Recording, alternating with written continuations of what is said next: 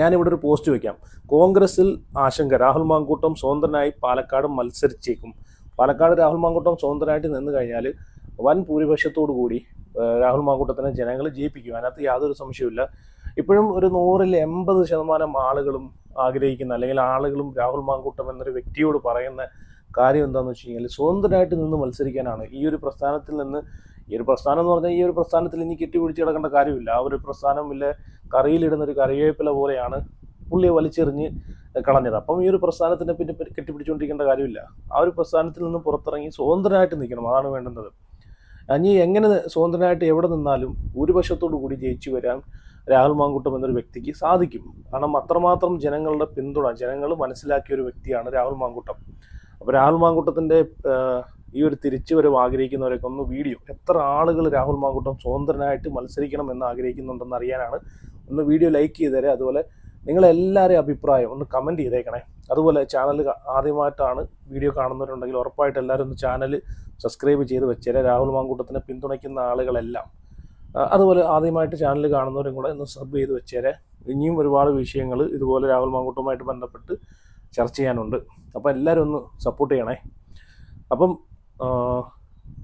ഞാൻ ഇനി ഇവിടെ ഒരു പോസ്റ്റ് വെച്ച് തരാം. ഇപ്പം രാഹുൽ മാങ്കൂട്ടമായിട്ട് നമ്മൾ കണ്ടതാണല്ലോ. ഇപ്പം പ്രോസിക്യൂഷൻ ഇറക്കിയിട്ട് വീണ്ടും അതിജീവിതയുടെ ഒരു പേരും പറഞ്ഞിട്ട് വീണ്ടും രാഹുലിനെതിരെ ജാമ്യം റദ്ദാക്കാനുള്ള പരിപാടിയൊക്കെ നമ്മളിപ്പോൾ കണ്ടുകൊണ്ടിരിക്കുകയാണ്. ഇപ്പം രാഹുൽ മാങ്കൂട്ടം രണ്ടാമത്തെ പരാതിക്കാരി ഇന്ന് വരെ ആരാണ് എന്താണ് എന്ന് പോലും അറിയാത്തൊരു വ്യക്തിയാണ് രണ്ടാമത്തെ പരാതിക്കാരി. അപ്പോൾ രണ്ടാമത്തെ പരാതിക്കാരിയെ രാഹുൽ മാങ്കൂട്ടം ഫോണിൽ വിളിച്ച് ഈ പറഞ്ഞിട്ടുള്ള കൺവിൻസ് ചെയ്യുക എന്ന് വെച്ച് കഴിഞ്ഞാൽ ഇതിൽ നിന്നൊക്കെ ഒന്ന് പരാതിയൊക്കെ ഒന്ന് പിൻവലിക്കണം എന്നൊക്കെ പറഞ്ഞ് രാഹുൽ മാങ്കൂട്ടം അതിനൊക്കെ ശ്രമിച്ചെന്നുള്ളൊരു പേരിൽ വിളിച്ചു എന്ന് കാണിച്ചുകൊണ്ട് ഇപ്പം പ്രോസിക്യൂഷൻ കോടതിയെ സമീപിച്ചിരിക്കുകയാണ്. സമീപിച്ചതിൻ്റെ മെയിനായിട്ടുള്ള ഉദ്ദേശം എന്താണെന്ന് വെച്ച് കഴിഞ്ഞാൽ, രാഹുൽ മാങ്കൂട്ടത്തിൻ്റെ ഫോണ് വേണം, പരിശോധിക്കണം. രണ്ടാമതെന്ന് വെച്ചാൽ ജാമ്യം റദ്ദാക്കണം. ജാമ്യം റദ്ദാക്കി രാഹുലിനെ വീണ്ടും ജയിലിലേക്ക് അടച്ചിടണം. അതാണ് വേണ്ടുന്നത്. എന്ന് വെച്ച് കഴിഞ്ഞാൽ ഈ ഒരു എലക്ഷൻ കഴിയുന്നത് വരെ രാഹുൽ മാങ്കൂട്ടത്തിനെ ഇവിടെ നിന്ന് മാറ്റി നിർത്തണം. കാരണം ഇപ്പോൾ ഇവർക്കൊക്കെ ഒരു പേടിയെന്ന് വെച്ച് കഴിഞ്ഞാൽ, രാഹുൽ മാങ്കൂട്ടം സ്വതന്ത്രനായിട്ട് നിന്ന് മത്സരിക്കുമോ എന്നൊരു പേടിയാണ്. കാരണം ഇത് സ്വതന്ത്രനായിട്ട് നിന്ന് മത്സരിക്കുമെന്നൊരു വാർത്ത പുറത്തോട്ട് വന്നപ്പോഴത്തേക്ക്, അത് രാഹുൽ മാങ്കൂട്ടവുമായിട്ട് ബന്ധപ്പെട്ട വൃത്തങ്ങളിൽ നിന്ന് കേട്ട് കഴിഞ്ഞപ്പോഴത്തേക്ക് ഇവർക്കൊക്കെ കുരു പൊട്ടിയിട്ട് നിൽക്കാൻ വയ്യ. കാരണം രാഹുൽ നിന്ന് കഴിഞ്ഞാൽ അത് ഇപ്പം ഇത് ഭരണപക്ഷമാണെങ്കിലും പ്രതിപക്ഷമാണെങ്കിലും രാഹുൽ ഈ രണ്ട് ടീമിനും ഇപ്പം ഭയങ്കര ആശങ്കയുണ്ട്. എന്താണെന്ന് വെച്ച് കഴിഞ്ഞാൽ, ഇപ്പോൾ ഭരണപക്ഷത്തുള്ള ആളുകളാണെങ്കിൽ അവർ ആശങ്കപ്പെടുന്ന രാഹുൽ മാങ്കൂട്ടം കോൺഗ്രസിലേക്ക് വന്ന് കോൺഗ്രസ് പ്രസ്ഥാനത്തിൽ നിന്നുകൊണ്ട് മത്സരിക്കുമോ എന്നൊരു പേടി. അങ്ങനെ കോൺഗ്രസ് പ്രസ്ഥാനത്തിൽ നിന്നുകൊണ്ട് മത്സരിക്കുകയാണെങ്കിൽ അത് ഭരണപക്ഷത്തിന് ഭയങ്കര തിരിച്ചടിയായിരിക്കും. കാരണം രാഹുലിൻ്റെ ഒരു പിന്തുണയെന്ന് വെച്ച് കഴിഞ്ഞാൽ, രാഹുൽ ഇറങ്ങി പ്രവർത്തിക്കാൻ തുടങ്ങിക്കഴിഞ്ഞാൽ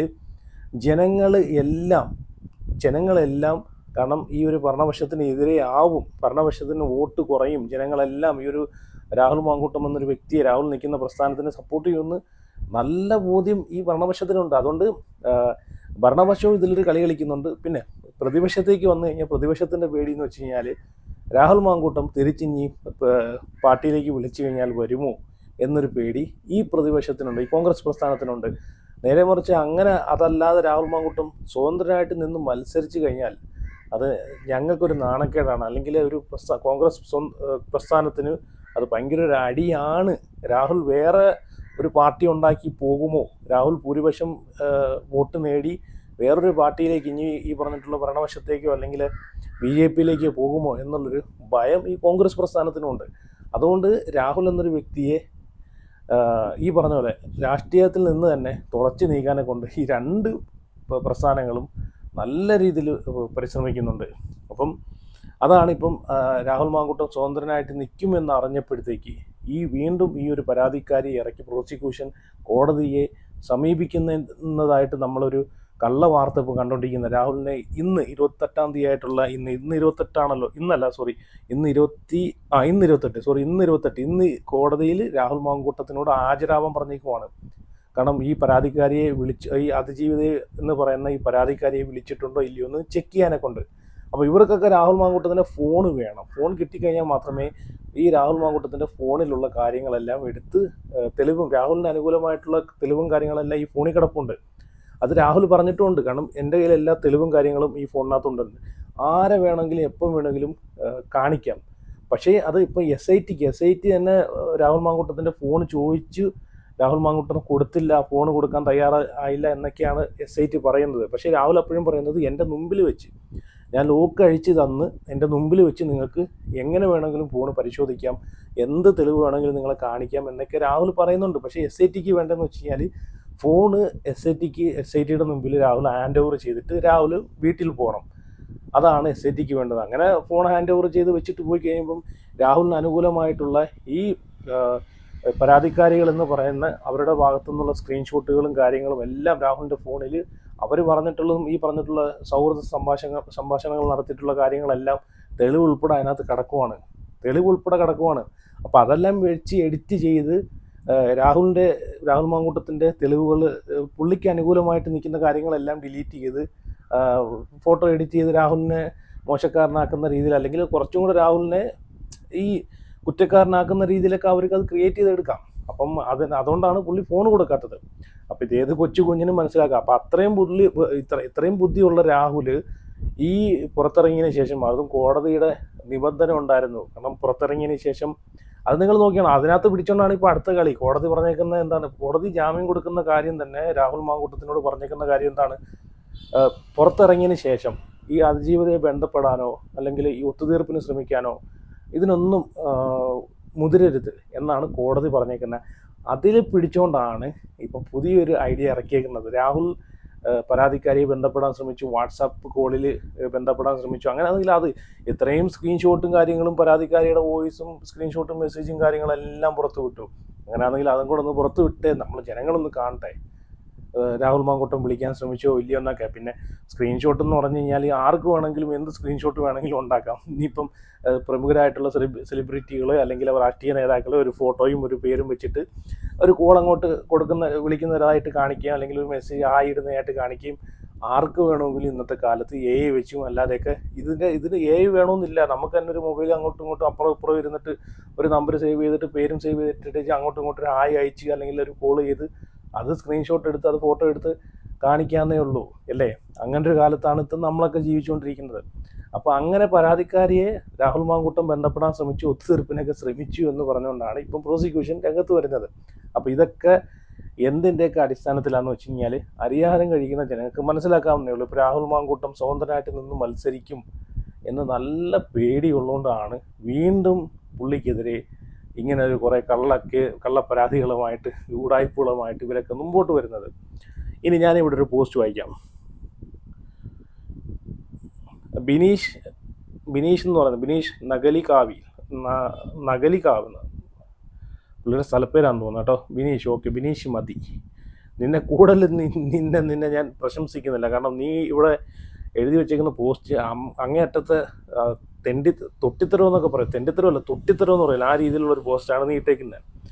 അപ്പോൾ ബിനീഷ് എന്ന് പറയുന്ന ഐഡിയിൽ നിന്ന് അവൻ എഴുതിയേക്കുന്ന ഒരു പോസ്റ്റ് എന്ന് വെച്ച് കഴിഞ്ഞാൽ ഞാനിവിടെ കൊടുക്കാവേ.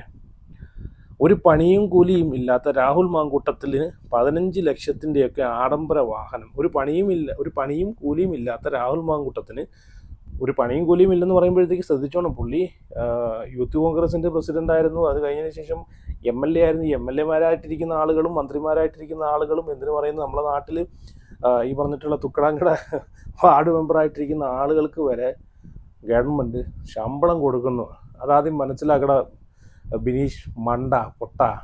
അല്ലാതെ ഇവരൊന്നും വെറുതെ കയറി നിന്നിട്ടല്ല സേവനങ്ങൾ ചെയ്യുന്ന. സർക്കാർ സ്ഥാപനങ്ങളിൽ ജോലി ചെയ്യുന്ന, അല്ലെങ്കിൽ ഗവൺമെൻറ് സ്ഥാപനങ്ങളിൽ ജോലി ചെയ്യുന്ന, അല്ലെങ്കിൽ വാർഡുമാർ, മെമ്പർമാർ, MLA-മാർ, ഇവർക്കെല്ലാം സർക്കാർ എല്ലാവർക്കും ഒരു ശമ്പളം കൊടുക്കുന്നുണ്ട്. അതാദ്യം നീ മനസ്സിലാക്കുക.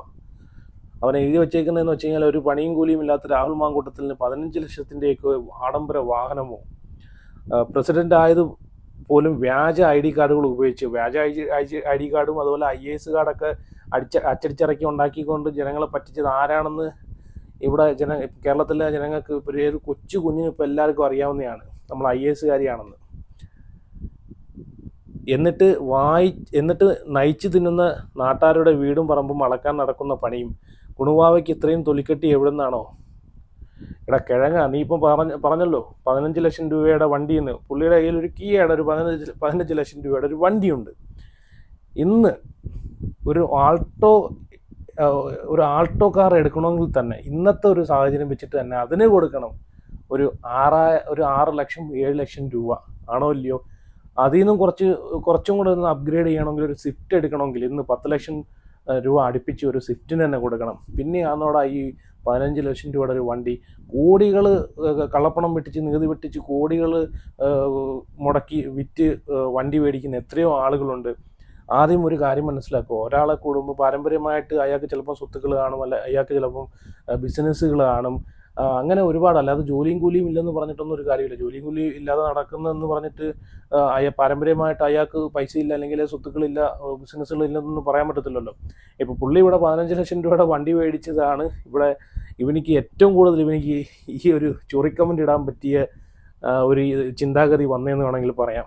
ഓക്കെ, ഇനി ഞാനിവിടെ ഷഹനാസിൻ്റെ ഒരു ഇൻ്റർവ്യൂവിൻ്റെ ചെറിയൊരു ഭാഗം ഞാൻ ഇവിടെ വെച്ചുതരാം. നിങ്ങളൊന്ന് കണ്ടു നോക്കിയേ. പുള്ളിക്കാരി ഇപ്പോഴും അവകാശപ്പെടുന്നത് ഞാനൊരു കോൺഗ്രസ്സുകാരിയാണെന്നാണ് ഇപ്പോഴും അവകാശപ്പെടുന്നത്. പക്ഷേ എനിക്കങ്ങനെ തോന്നുന്നില്ല കേട്ടോ. പുള്ളിക്കാരി ഒരു കോൺഗ്രസ്സുകാരി, ഒരു പച്ചയായിട്ടുള്ളൊരു കോൺഗ്രസ്സുകാരിയാണെങ്കിൽ ഈ ഒരു പ്രസ്ഥാനത്തിൽ കയറി ഇരുന്നിട്ട് ഇമാതിരി ചെറ്റത്തരങ്ങൾ കാണിച്ചു കൂട്ടുമോ? നിങ്ങളൊന്ന് പറ.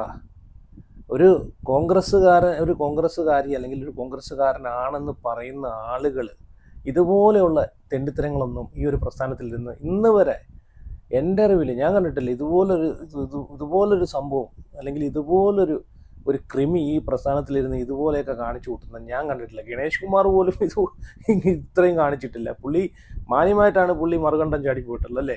എന്തായാലും ഗണേഷ് കുമാറിനെയൊക്കെ കടത്തി വെട്ടിയെന്ന് വേണമെങ്കിൽ പറയാം, ഈ ഷഹനാസ് എന്ന് വേണമെങ്കിൽ പറയാം. അപ്പം എന്തായാലും ഞാൻ ഷഹനാസിൻ്റെ ഒരു ഇൻ്റർവ്യൂവിൻ്റെ ഒരു ഭാഗം ഇവിടെ വെച്ചുതരാം, നിങ്ങളൊന്ന് കണ്ടു നോക്കേ. നേതാവിന്റെ ഭാര്യ ഒരു അപകടത്തിൽപ്പെട്ടപ്പോൾ അന്ന് നിങ്ങൾ മരിച്ചു പോവേണ്ടതായിരുന്നു തള്ളേ എന്ന് പറഞ്ഞുകൊണ്ട് പരാമർശിക്കുന്നത്. അപ്പൊ നിങ്ങൾ ഇതിലുള്ള ലോജിക്ക് മനസ്സിലാക്കണം. ഇതൊരു രാഷ്ട്രീയ പ്രവർത്തനമല്ല, ഇത് ഒരു PR വർക്കാണ്. ഇപ്പോൾ ഞാൻ കോൺഗ്രസ് രാഷ്ട്രീയത്തിൽ ഇപ്പോഴും ഉള്ളൊരു വ്യക്തിയാണ്. കോൺഗ്രസിന്റെ ഭാഗമായിട്ടുള്ള ഒരുപാട് നേതാക്കന്മാരുണ്ട്, എൻ്റെ സഹപ്രവർത്തകരായിട്ടുള്ള ആളുകളുണ്ട്. ഒരാളെങ്കിലും എന്നെ വിമർശിച്ച് പോസ്റ്റ് ഇടുകയോ എന്നോട് എന്താ പറയുക വിശദീകരണം ചോദിക്കുകയോ ഒന്നും ചെയ്തിട്ടില്ല. കാരണം അവർക്കൊക്കെ വ്യക്തമായ കാര്യമാണ്. കോൺഗ്രസ് എന്ന് പറയുന്ന പ്രസ്ഥാനത്തിനകത്ത് നിന്ന് രാഹുൽ മങ്കൂട്ടം എന്ന് പറയുന്ന യൂത്ത് കോൺഗ്രസിന്റെ പ്രസിഡന്റായ, അതല്ലെങ്കിൽ കോൺഗ്രസിന്റെ MLA ആയിരുന്ന ഒരു വ്യക്തി നടത്തിയ കൊടും ക്രൂരതകൾ തിരിച്ചറിഞ്ഞുകൊണ്ട് പാർട്ടിയിൽ നിന്ന് പുറത്താക്കിയിട്ടുണ്ട്. ഈ നിമിഷവും അദ്ദേഹം പാർട്ടിയിലില്ല. നാണമില്ലല്ലോ കോൺഗ്രസ്സുകാരി എന്ന് പറഞ്ഞ് ഇങ്ങനെ നാക്കി 40 വട്ടം വന്ന് പറഞ്ഞുകൊണ്ട് കിടക്കാൻ. കോൺഗ്രസ്സുകാരി എന്ന് പറയുകയും ചെയ്യും, കോൺഗ്രസിനെ അവിടെ എവിടെയും ചെന്നിരുന്നിട്ട് കോൺഗ്രസിനെ കുറ്റപ്പെടുത്തുകയും ചെയ്യും. എന്തൊക്കെ കോൺഗ്രസ് പ്രസ്ഥാനത്തിനെ അടിച്ചാക്ഷേപിക്കുന്ന രീതിയിലൊക്കെയാണ് ഇവർ സംസാരിക്കുന്നത് അല്ലേ. പിന്നെ രാഹുൽ മാങ്കൂട്ടം ഒരു ക്രൂരനാണെന്നൊക്കെ പറഞ്ഞു. പുള്ളി എന്തൊരു ക്രൂരതയാണ് ആരോടാണ് കാണിച്ചു തന്നത്? നിങ്ങൾ തെളിവ് സഹിതം നിങ്ങൾ കാണിച്ചു തരാൻ പറ്റുമോ? ഇതുവരെ നിങ്ങൾ ഈ വായ്ത്താളം അടിക്കുന്ന അല്ലാതെ നിങ്ങൾ രാഹുൽ മാങ്കൂട്ടം ചെയ്തിട്ടുള്ള ക്രൂരതകളൊന്ന് വെളിപ്പെടുത്തി കാണിച്ചു തന്നെ. പരസ്പര സമ്മതത്തോടു കൂടി പരസ്പരം അവരവരെ ഇഷ്ടത്തിനനുസരിച്ച് പരസ്പര മനസ്സമ്മതത്തോടു കൂടി ചെയ്തിട്ടുള്ളൊരു കാര്യം അതെങ്ങനെയാണ് ഒരു പീഡനമാവുന്നത്? അതാണോ ക്രൂരത എന്ന് നിങ്ങൾ ഉദ്ദേശിച്ചത്? അങ്ങനെയാണെന്നുണ്ടെങ്കിൽ ഇവിടെ രാഹുൽ മാങ്കൂട്ടം മാത്രമല്ല ഇവിടെ കുറ്റക്കാരനാവേണ്ടത്. ആ പുള്ളിയുടെ കൂടെ പോയിട്ടുള്ള ആ സ്ത്രീ, ഈ പരാതിക്കാരി എന്ന് പറഞ്ഞാൽ സ്ത്രീകൾ ഉൾപ്പെടെയാണ് തെറ്റുകാരികൾ അല്ലേ. അപ്പം അവരെയും കൂടെ നിങ്ങൾ വിമർശിക്കണം, അതാണ് വേണ്ടത്. നിങ്ങൾ സ്ത്രീകൾക്ക് വേണ്ടിയിട്ട് ഇങ്ങനെ പോരാടുന്ന ആളാണല്ലോ. അപ്പോൾ സ്ത്രീകൾക്ക് എന്ത് തോന്നിവാസവും എന്ത് തൊട്ടിത്തരവും തെറ്റിത്തരവും കാണിച്ചു കൂട്ടാവും. സ്ത്രീകൾ ചെയ്യുന്ന തൊട്ടിത്തരവും കൂടെ നിങ്ങൾ പബ്ലിക്കിൽ വന്നിട്ട് അതിനെതിരെയും കൂടെ പ്രതികരിക്കാനുള്ളൊരു മനസ്സ് കാണിക്കണം, അതാണ് വേണ്ടുന്നത്. അപ്പം പിന്നെ പറയുന്നുണ്ടല്ലോ എന്താണ്, രാഹുലിനെ പാർട്ടിയിൽ നിന്ന് പുറത്താക്കിയെന്ന്. രാഹുലിനെ എവിടെ നിന്നാണ് പുറത്താക്കിയത്? രാഹുലിനെ പാർട്ടിയിൽ നിന്ന് മാത്രമേ പുറത്താക്കിയിട്ടുള്ളൂ. രാഹുലിനെ MLA സ്ഥാനത്ത് നിന്ന് രാഹുൽ രാജിവെച്ചിട്ടുമില്ല, രാഹുലിനെ രാജിവെപ്പിച്ചിട്ടുമില്ല. MLA സ്ഥാനം എന്ന് പറഞ്ഞാൽ കേരളത്തിലെ ജനങ്ങൾ കൊടുത്തിയാണ്.